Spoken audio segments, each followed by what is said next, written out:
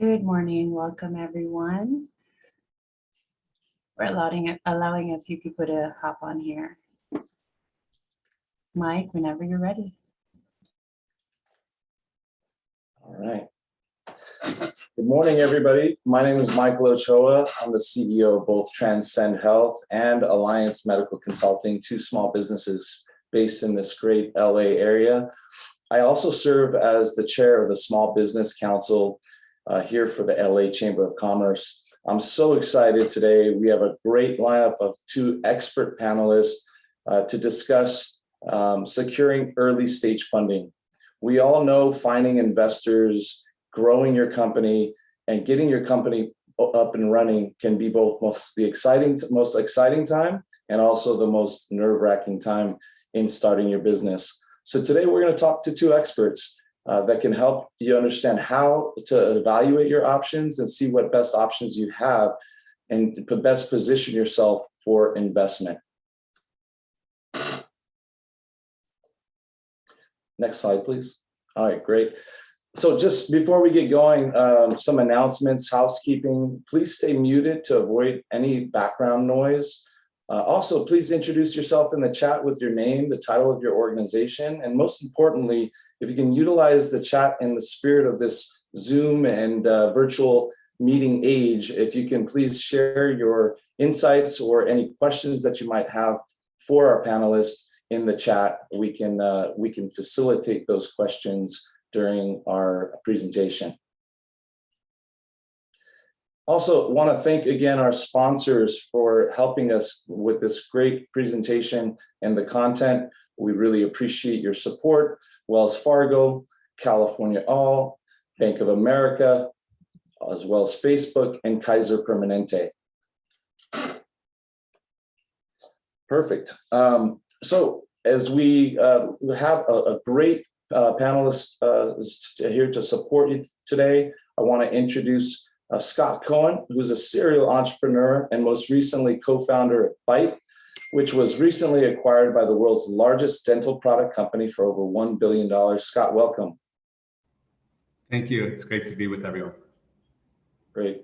And Carmen Palafox is the founder and managing partner of 2045 Ventures, has 20 plus years of experience in asset management and an established record of investing in over 25 startups across many different industries, including climate tech, fintech, healthcare tech, and consumer.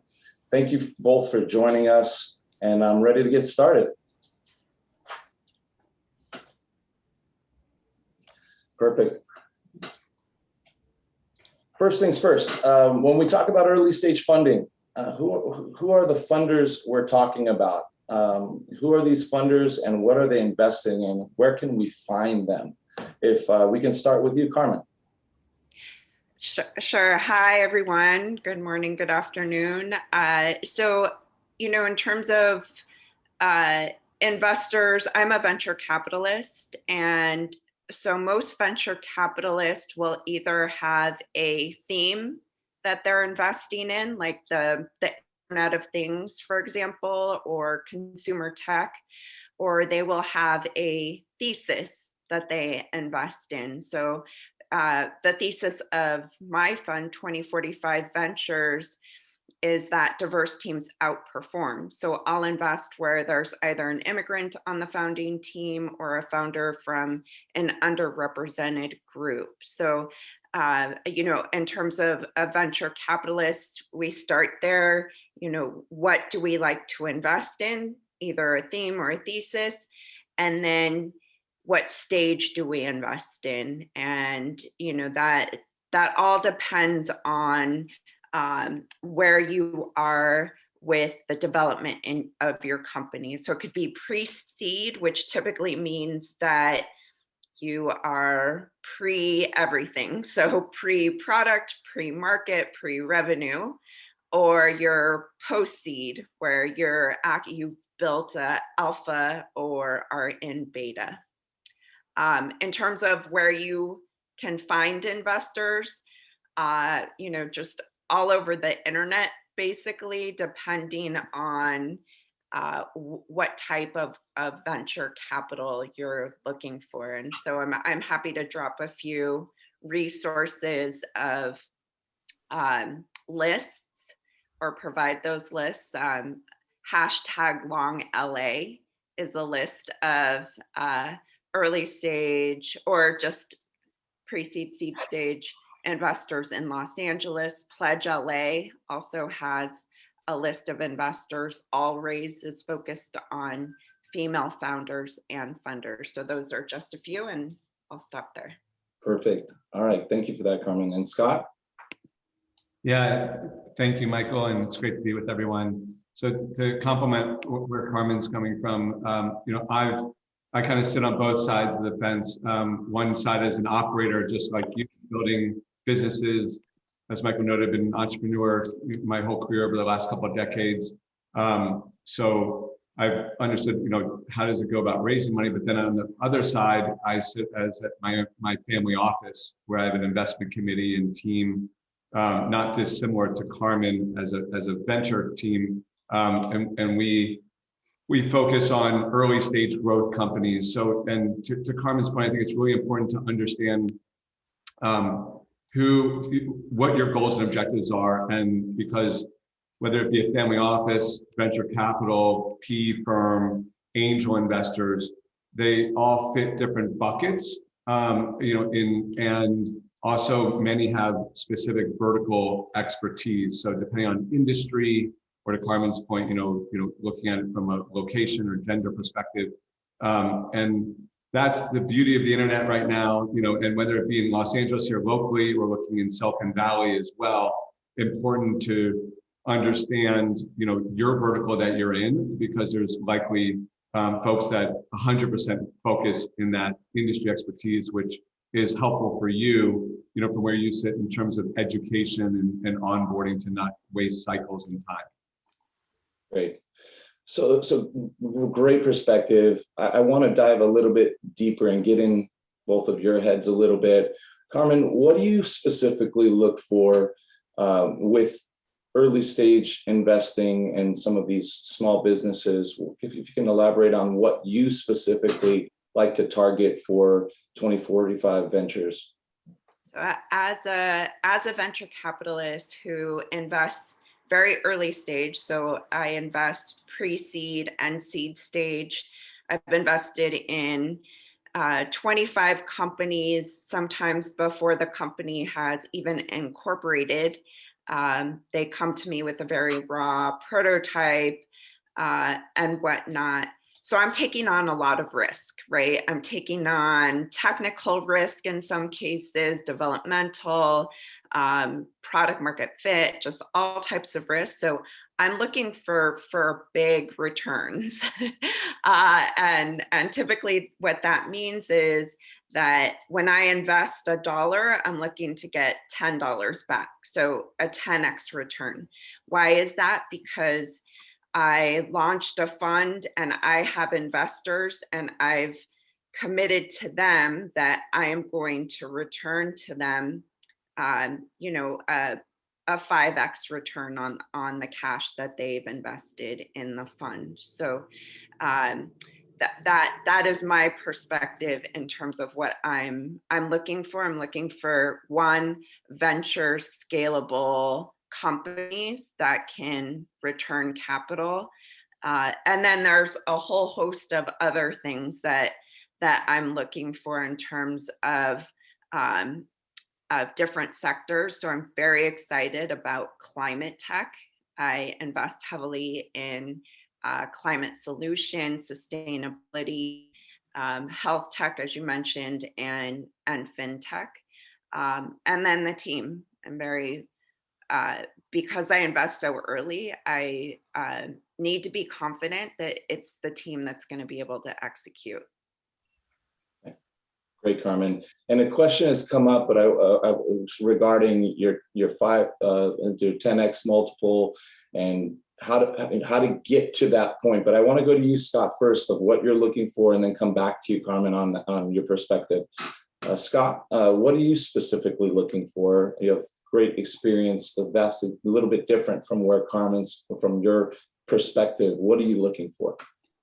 Yeah, so since it's my family office and I don't have outside investors beyond me, we take a little bit different approach than Carmen and a VC fund in that we think about it more like a stock portfolio of a allocation to different stages of funding. So we put about 10 to 15% in what I would call angel or seed funding. And so very similar to Carmen in that way, but instead of where Carmen's taking 100% in there, we're taking about 10 to 15% allocation of companies there.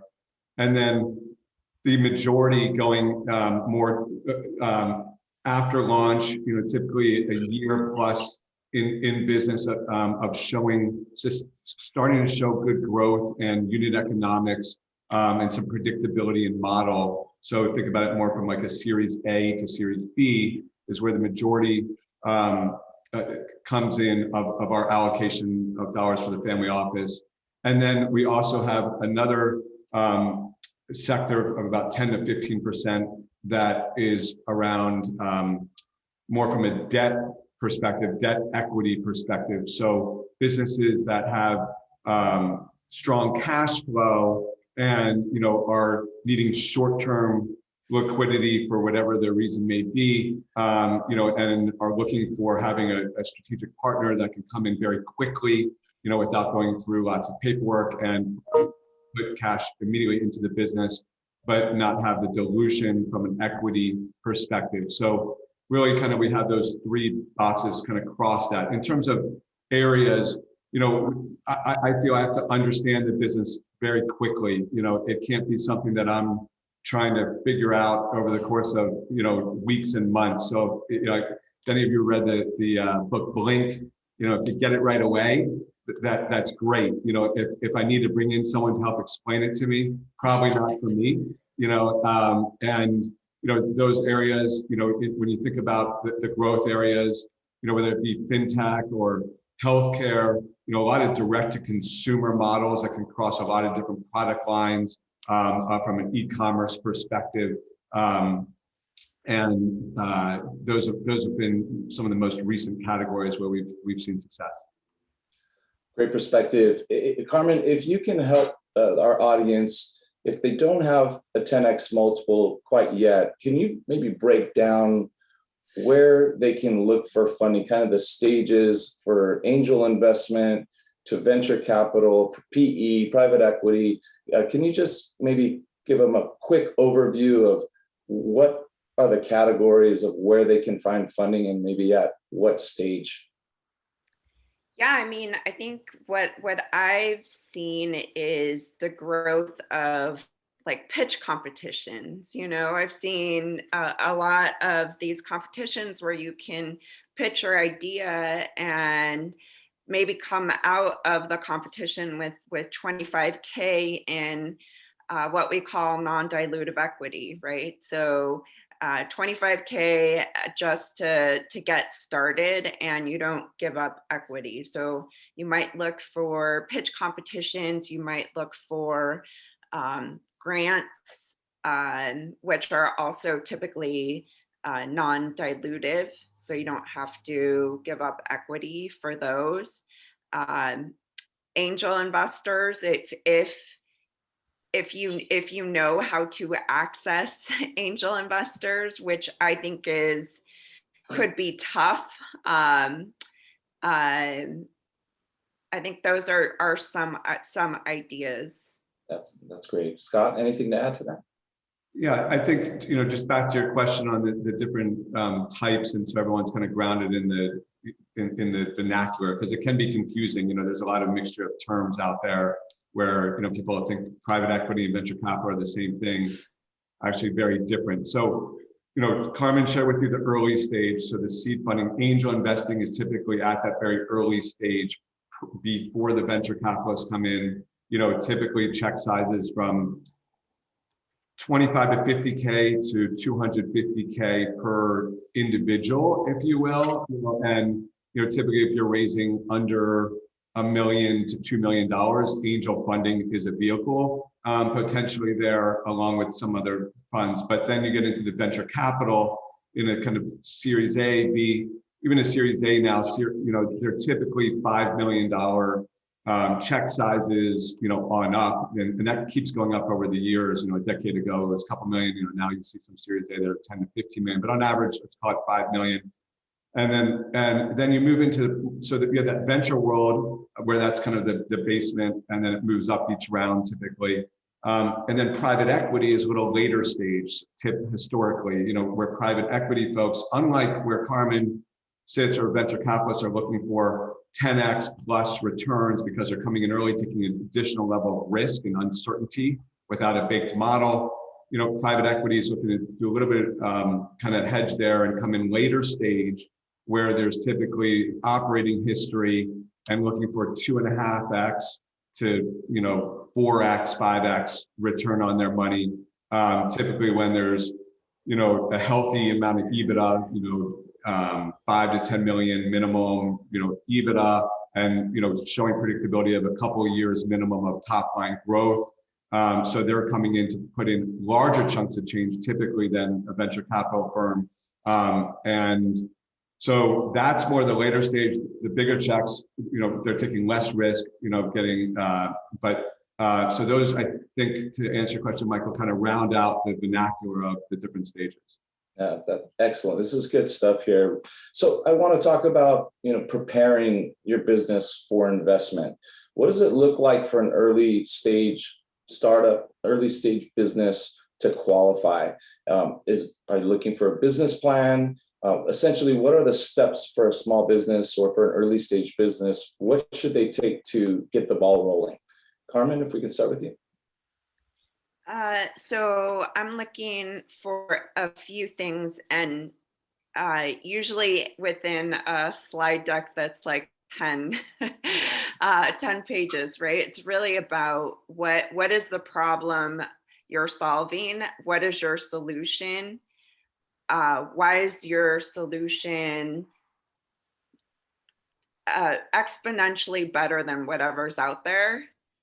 And why are you the right team to execute on this business plan, on your strategy and mission? So that's a lot of what I'm looking for. I'm also looking for motivation. Like, why are you doing this? I've invested in several companies, especially in the sustainability sector, where founders are incredibly passionate and dedicate their lives to, ridding the world of diesel, or, helping clean our oceans or air, water.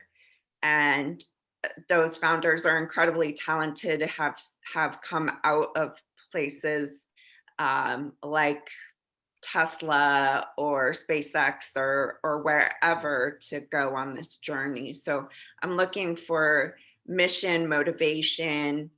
I'm also with an entrepreneur because I think all of us here can relate to the fact that it's incredibly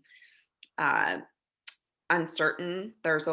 It's unstable. So I'm looking for people that can manage that uncertainty and are comfortable with chaos.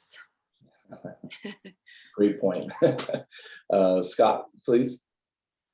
Yeah, so being an entrepreneur my whole career, I first off, it is a high contact sport, and it's not for the weak. So to Carmen's point, having the grit and determination to fight through what eventually there'll be many pitfalls and many pivots. So when I look at investing, it starts for me with the person. So if I don't, before I get to anything else, and before our investment team gets involved and does the analysis and gets into the analytical side of things and due diligence, there has to be great confidence in the founders and key leadership team. And that has to be from the grit and determination, but also their their willingness to understand their addressable market and how they would think about multiple angles and attacks, because ultimately there's going to be flanks coming and people in the rear view mirror. If you're ahead, they're coming at you. How do you handle the ability to be able to pivot? And so just getting a lot of time with those founders or CEOs or leadership team is critical on the DNA side. Then separately, then looking at the total addressable market, and more importantly, what's the SAM, the serviceable addressable market? So if I love who you are and where you're going, how big is that opportunity? What's the impact that we can have within that serviceable addressable market? Are we talking about millions, billions, trillions? And then how does that slice up in terms of competitive landscape? So what potential market share do we have the chance to go get? So that then kind of quantifies how big the opportunity could be.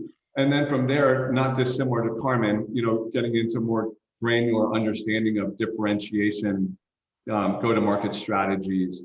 The other piece probably for each of you to think about is entrepreneurs, it takes the first leg or two of the race takes incredible determination and grit and a lot of doing yourself. But then there's a point of being able to pivot to actually switch gears and delegate. And there's founders that never get out of the founder seat because they struggle to build out management teams and hire people that are smarter than them to play and look at it as kind of a sports analogy. Is each position, try to hire someone that's the best in that position. And when you get everyone staying in their lanes, you can be much more successful, get exponential growth. No one person can do it themselves. So try to understand what kind of team they're trying to build there as well. We may get into this later, but from an operator side, I look at kind of, I try to build businesses without taking capital, and I think it's important to not look at capital as a crutch. Everyone loves the idea of having a bunch of money in their bank account that kind of feels good, but just understand there's a real cost to that. And we can touch on that later, but just wanted to make sure to get that out there. It's a perfect segue, Scott, and I'm going to come right back to you with timing, right? So when is it a good time to pursue this type of funding? We'll get into risks, you talk about that, but I think it's an important evaluation and knowing for our audience when it's the right time and what perspective do you have on that? Yeah, so I think, in every situation is different, so just and your personal and professional situations, everyone has different situations, but from a macro perspective, think about, try to do as much as you can before raising money. Go as far as you can and extend in the beginning without kind of starting with the point of, hey, I want to raise a bunch of money before I've done anything. And because you'll have much more leverage and a position of strength as an entrepreneur and an operator, with the investor. If you have, it's always about risk reward, right? So the more that you can lean in and demonstrate the success, and so if it's early stage and you need funding to kind of get into market, try to build out the prototypes and, try to get beyond just the PowerPoint slides and the ideas. Try to show some level of execution capability and whatever that may be. And ideally, try to, if you are raising money, try to take as little as possible. You hear all these Shark Tanks really, made it really glamorous to raise money. And, the entrepreneur walks off, super excited every time when one of the sharks invests in their company. Mind you, in some cases, they're taking 50% of the company. And who's doing all the work? And mind you, to build a great company, you need the operating team to be aligned with you and to have skin in the game. So wouldn't it be better to have the operating team have the lion's share of the outcome versus that investor, whether it be on Shark Tank or any one of us? But to do that, it comes back to you looking at it and being honest about what do you need the money for, not because someone will give me $1 million or $500,000 or 10 million, but what is the minimum I need and when do I need it and why? And really having that honest discussion with yourself, I think is important to do. Excellent perspective, Scott. Carmen, I know that you're really passionate about finding owners and founders that believe in what they're doing. So from your perspective, what does timing look like for you, and what advice do you have for some of our I appreciate everything that Scott said, and I've watched Shark Tank with my mom. She comes from a family of entrepreneurs, and she gets so mad. She's like, "That's so much that they're taking." But so I'll talk about it from a VC's perspective, because a lot of VCs will, they have a strategy going in, back to Scott's sports reference, right? We have a game plan. We're going to, in my case, I'm raising a $20 million fund.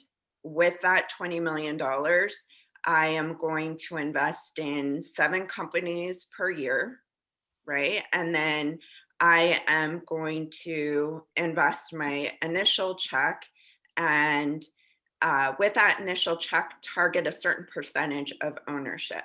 And that's kind of just the way VC works.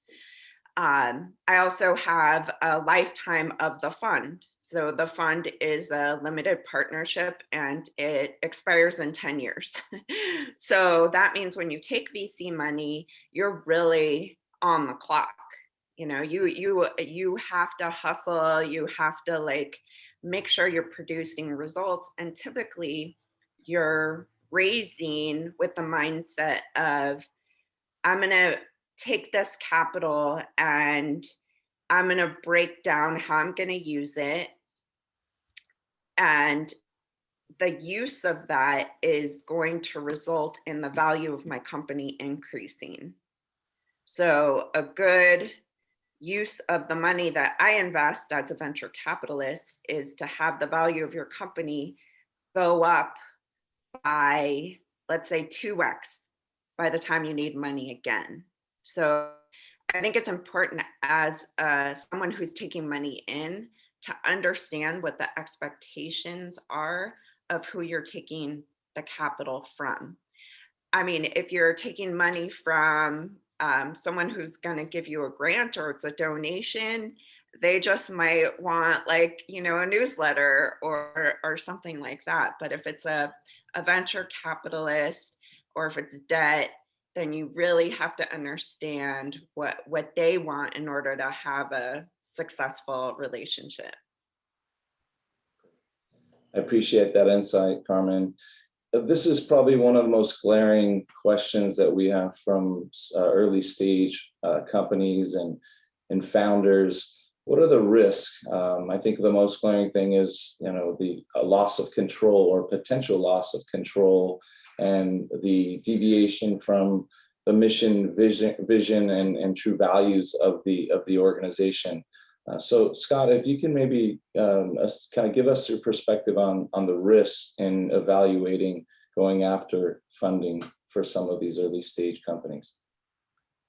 Yeah, so it's a great point. I'm glad you brought that up. So you have the piece that I started discussing around the cost of capital.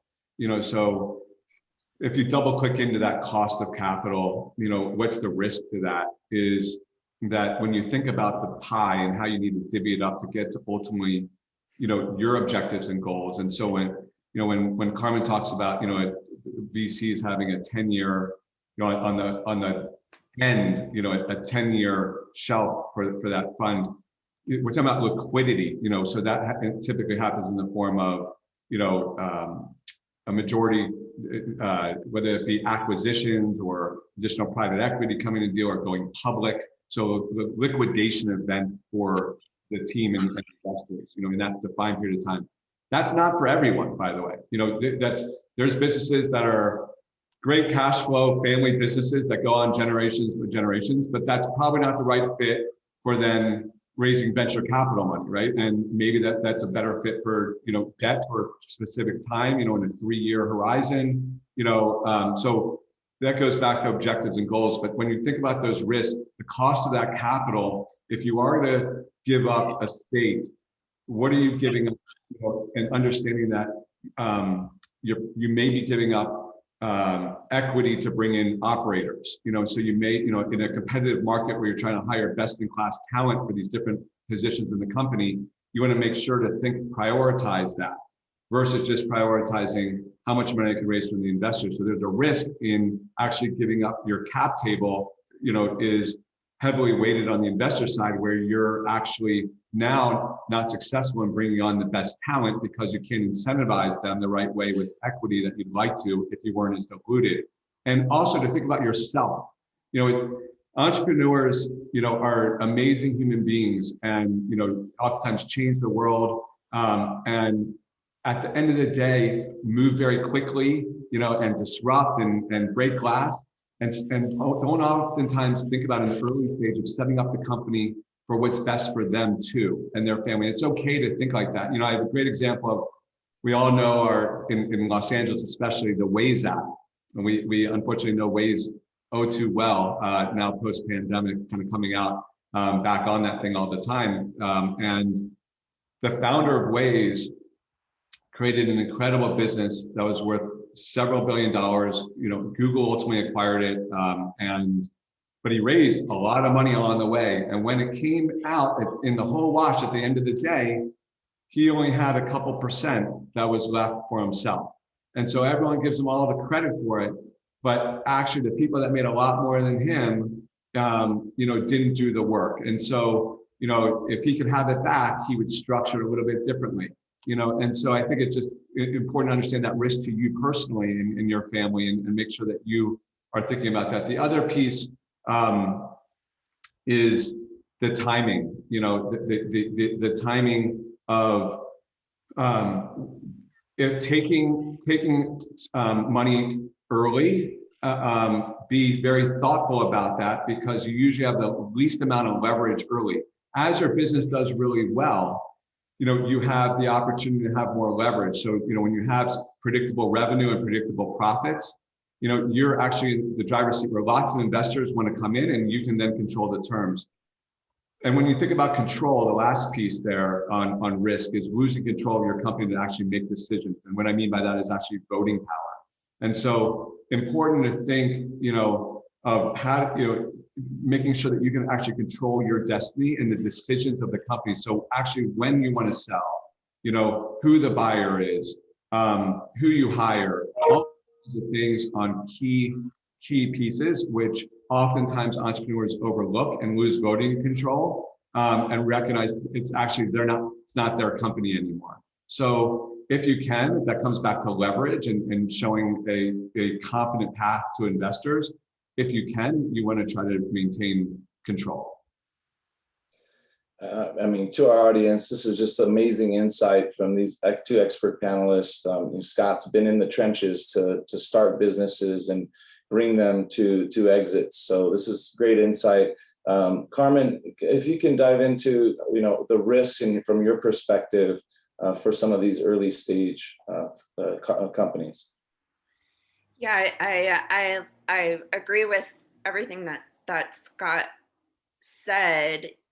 As an early stage investor, I look a lot like, kind of that founder. And I'm also thinking about how much is this company need to raise, because I'm getting diluted too, right? So the percentage I own of the company, the more the founder raises, the more my share, just like the founders, goes down. So I look a lot like just a founder in that sense. And so I try to give the same advice to founders as Scott has given.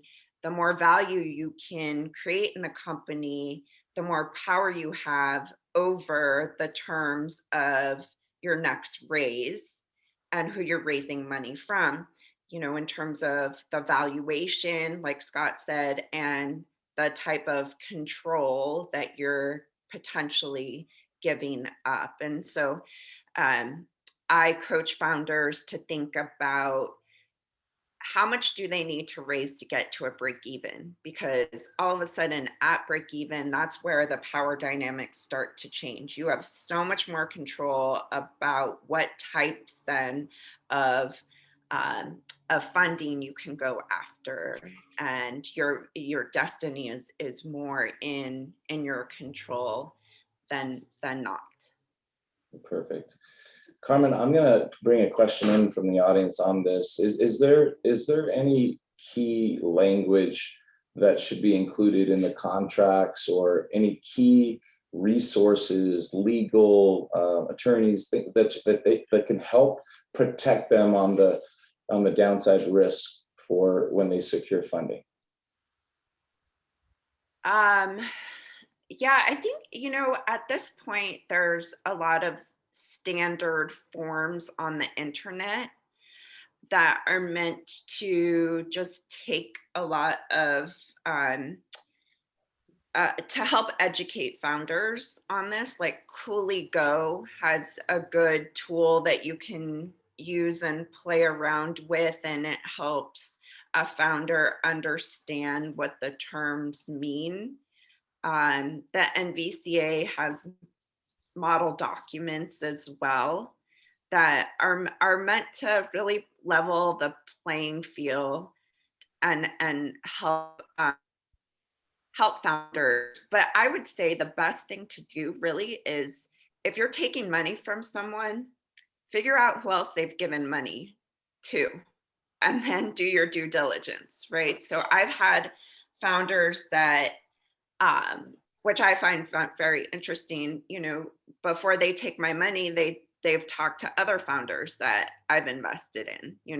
What is Carmen like? What does the deal look like? How is she supportive? Things like that, because it's a mutual relationship, and I am not looking for control. Like, I've invested in 25 companies. If 25 companies wanted me to do day-to-day operations, I can't. I don't have the bandwidth to do that, which goes back to Scott's point. I'm looking for teams that can execute on their mission and vision. My job is to remove all the challenges, right? So I'll go to my companies and say, what's keeping you up at night? What's your biggest challenge?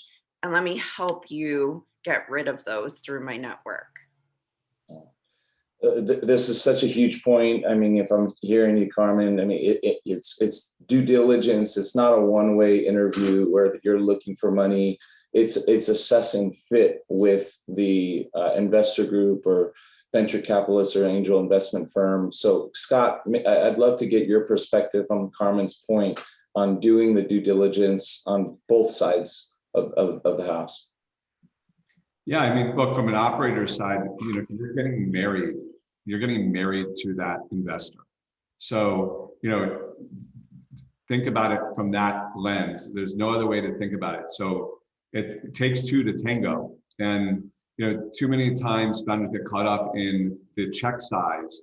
But the reality is, understand who you're marrying, because they're with you now every step of the way. And so it's important your due diligence should be first, the same way that I mentioned on the investor side, understanding who that person is. I would argue, understand that firm and those partners very well. Do due diligence, do lots, do background checks, meaning blind references. They're typically, they'll be happy to share, and most of the time they're public, knowledge in terms of understanding where else the firm or the family office or the PE firm invested in.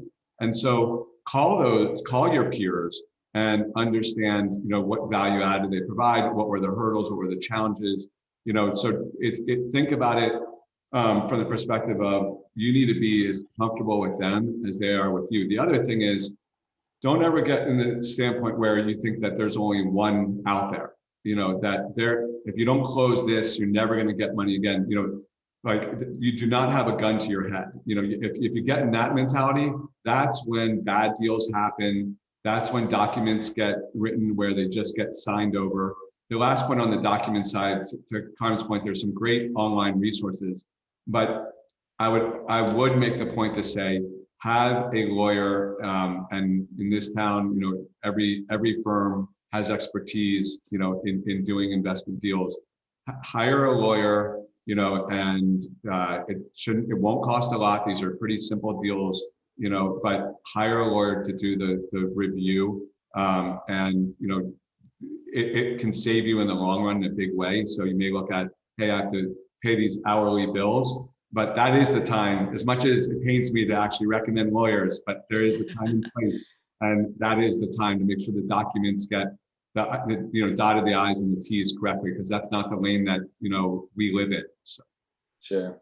And it segues to one of the questions is, do we have in our small business community any organizations that can help assess these decisions or, go through things, even it could be legal. So if you guys have any perspective on that, I'd love to hear it. Or we can add it maybe to the chat or circulate it to the attendees later. Scott, do you have any resources that I would actually defer to Carmen, since she might have better resources than me on this side. Yeah, I would say, I would like Cooley. Cooley is one of the top law firms in startup law and VC funding. And you can, I'm sure, do an internet search on Cooley early stage financing and find like a YouTube video on it, just to get a sense of what like early stage financing is. And I can provide a few resources to Andrea afterwards and Alejandra afterwards on just startup law, and learning the nuts and bolts and the basics of that. Perfect. That would be very helpful, Carmen. Thank you so much. We're coming a little bit to a close. We're going to start doing some questions and Q&A from the audience. But finally, before we open it up, just wanted to ask you both if you have any tips or best practices, maybe some of your blueprint ideas on pitching your business or your idea. Carmen, I'll start with you. Yeah, I look a lot for customer discovery. So every time I speak to a founder, I'm like, how much customer discovery have you done? Because I think there's a lot of us, especially with engineers, they love building things. And, maybe they build a mansion when the customer only wanted like a 1-bedroom hut or whatever, so it's like, how much customer discovery have you done? How many people have you talked to? How have you validated this?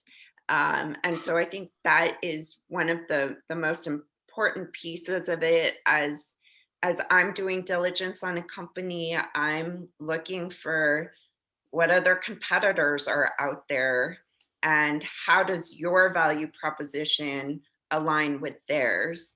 I'm also thinking about, is this a winner take all market? Is there how fragmented is the market, and is there room for one player or many? So those are the kind of things that I'm thinking about as I'm going through assessing a company, besides everything else we've talked about. Great. And Scott? Yeah, spot on. To Carmen's points, I agree with everything she outlined there. And so to complement that, from a form perspective, important to keep it clear, concise, and compelling. And you hear, I think Abraham Lincoln said, hardest thing to do is give a 2-minute speech. So can you take that pitch from 12 minutes to 2 minutes? Can be easier said than done. And so really spending the time to keeping it simple. I see a lot of elaborate PowerPoint slide decks, that are anywhere from 20 to 60 slides and appendixes. And that's great to have that. But at the end of the day, from a first meeting where first impressions are everything, if you can't communicate the key areas in 8 slides or less, if you think about it from a PowerPoint, and you can't give the elevator pitch in 2 minutes or less, you need to continue to hone that before going to market. that will serve you very well. And then it's really important to understand in the key components of if we're looking for those areas of team, addressable markets, differentiation, product, all those things. So you cover those off. But it's also important to understand your unit economics. Too many times people don't spend the time to really understand as entrepreneurs their financials at the dollar level, down to the penny. And so that's not the CFO's job. That's your job to understand the unit economics. What are the gross margins? What's the net income? What's the burn rate now? What are the different areas where you can kind of lever up and down? And the last point to say is, from an investor side, and I don't know if Carmen would agree or not with this, but from where we sit and seeing different stages of businesses, I'm less concerned about your 3 to 5 year plan. What I'm very concerned about is how are you thinking about executing over the next 12 to 24 months?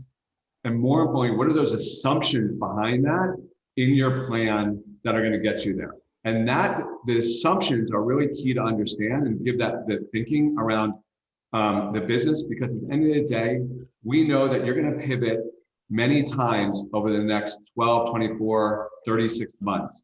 And that's okay to pivot, but the thinking and the logic around that and understanding the financial models around that are really important for you to internalize, not just fluff it.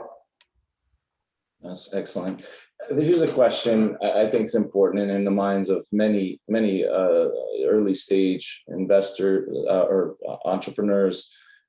If you can kind of think of this in a checklist, what's the checklist items to know if they're ready for an investor? If there was 5 main things that you would make sure to look at before they go seek an investor. Go ahead, Carmen. Scott, if you can. So, I think I've covered them off. So you're at a stage where you understand the need you're filling and can substantiate that addressable market, that serviceable addressable market very well, so that you have a product or solution fit. That you can that you have actually a model to build out around how you're thinking of your go-to-market strategy, and hopefully have shown some discipline to execute at some level around that, and then I think from there, understanding the use of funds, how, why from a timeline and what's the need, and really stress testing that. I'd stop there, turn it over to Carmen and fill in the gaps. Yeah, no, I think that's great. Answering the whys that's a great place to start. Why now? A lot of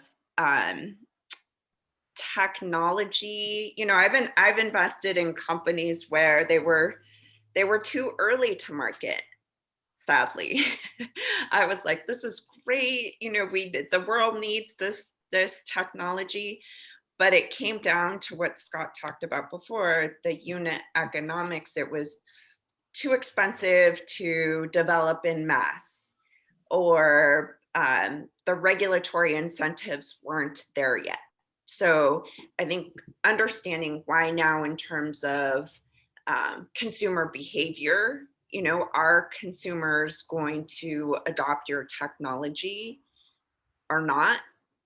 What is driving them to adopt it? Who are your early adopters, and how do you know that? I talked to a startup a few days ago and was super impressed with their customer discovery. I mean, they have a lot of technical talent, so they just coded a bunch of scripts to get a list of potential early adopters and then just called them all. So a lot of guerrilla marketing cost them nothing, to Scott's point, right? But to validate the need in the market.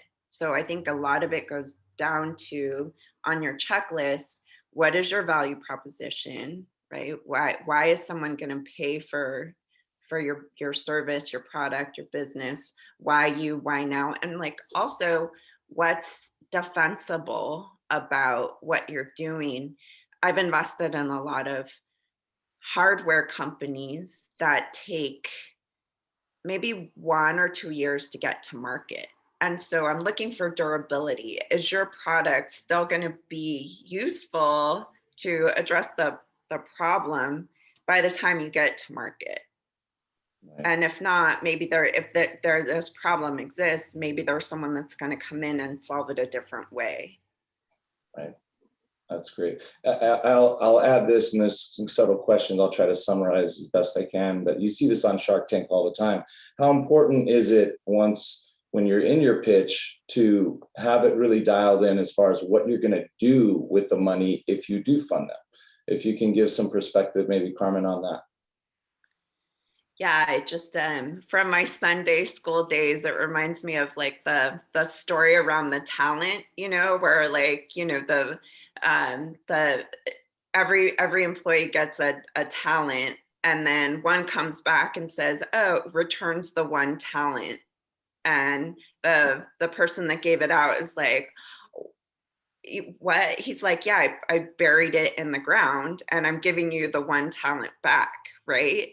And there's another one, I'm getting this all wrong, I'd get in trouble in Sunday school, but there's the one who comes back and like, instead of one talent, gives like 10 talents back. And so I think use of funds is like that. What are you going to do with that money? Because every investor, like myself, I said I invested in 22 companies. Well, I've looked at 3,000, over the course of 5 years and picked 22. So most investors have that type of optionality, which is why you have to have your pitch down. You have to be concise, as Scott said, because we're looking at just a huge volume of opportunities per day. And if it's something we can't get right away, then we're going to look at something else that we do get and understand. Excellent insight, Carmen. Scott, anything to add there? Yeah, from an operator perspective, use of funds, I would get really granular on and challenge yourself. And investors will have a lot of respect for you because not enough operators do this, which is, how am I going to do more with less? How am I going to dig and grind? So if most people think that you're going to need 5 engineers, how are you going to do it initially with 1 engineer until you get to profitability? I always have goals for our company, 25 to 30% EBITDA margins. And by the way, I don't take outside money. I have a line at my door of investors that would love to come in because they're drooling over the unit economics. Forget all the other stuff. They're just saying, wow, you know how to make cash. You know how to make money. So if things turn, I can lever up and down and we can get lean quick. So don't think about that you have to fluff it up and, hire up in all these different areas and have, different executives across the board day one. Actually challenge yourself on how do I do more with less? And you'll have a lot more respect in terms of going to market when people are asking you how you're going to use the funds. Yeah, that's really great insight from you both. There is a question, and it might be a little bit, out of the realm, but I know you guys both have experience with this, but any particular advice for someone who wants to start a nonprofit? Well, first off, that's incredible, and, that's God's work. I sit on the board of 5 nonprofits, that are from community-based to health-based to faith-based. And, I was just at one yesterday at the hospital here, and, I'd say, no, you're giving and doing things, to support the world is incredible. And it's a little bit different mindset, than what we've talked about. So you're actually looking to raise donations and spend all of that. So you're actually not looking to have 25, 30% EBITDA margin. You're actually looking to put that money that, that people are donating to your amazing cause and mission, and actually bounce that out where, you're spending that on things that can actually impact that mission.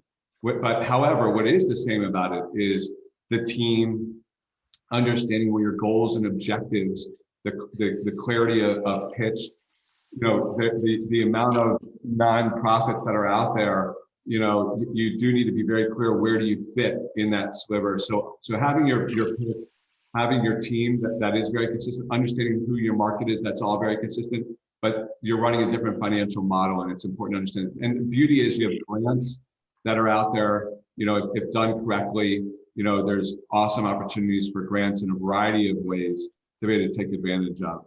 Carmen? Yeah, I'm on the founding board of it's called Latinx VC, right? And so our mission is to increase the representation of Latinos and Latinas in venture capital, and we're just forming a 501c3, so are going through all of this. And so I think it depends on the type of nonprofit that you're forming, if it's faith-based or charity. For us, it's more of a kind of a association. So we're pulling in sponsored dollars, right? So we're getting sponsored from other big name brand VCs or banks or service provider partners that want to engage with our community. So it is about, like, if you're a nonprofit, like, what value are you then bringing to the people that you're getting funding from? So if it's a sponsor, like a bank, for example, they're going to want to have access to your community. Perfect. Thank you both for that perspective as well. We have just under 2 minutes. If I could just take the next 30 seconds each, the perspective and the resiliency that these small business owners and early stage funders need to have. If I can just have you, if there's one main thing for them to take away here, what would that be? And Carmen, if I could start with you. It's exhausting to start a company. I've launched my own firm, so I get it. And so I think you really have to have your why. One, why are you doing this? What's your mission? What's your motivation?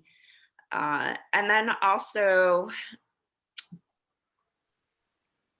have just an understanding of how you can deal with that uncertainty, as I mentioned before. Like, kind of talk to other founders, join a founder community, find your tribe. That, I think that's important, to be able to have conversations with other people that are going through what you're going through too. Perfect. Scott? Yeah, I would say block out the noise. Don't accept. Don't let other people form your opinions. There's going to be a lot of people that say you can't do it. There's going to be tons of investors that say you're crazy and say no to you. But that should not stop you. You need to have the confidence and resilience to overcome the objections and listen and take it in, but stay committed to your cause, because at the end of the day, it's up to you. When we started Byte in 2018, people thought we were crazy to compete with Invisalign and Smile Direct Club. And 2 years later, we were over $1 billion. But if I went to a cocktail party and talked to people, they're like, wow, why are you doing that? Block out the noise if you're committed to it, and commit 100% to it. Yeah. On behalf of the LA Area Chamber of Commerce and our audience, I've learned a ton. This was fun. Thank you so much, Scott and Carmen. We appreciate all the insight. I think we're going to be getting back to the regular session. But again, thank you both, and thank you to the audience. Thank you. Thank you. Have a great day, everyone.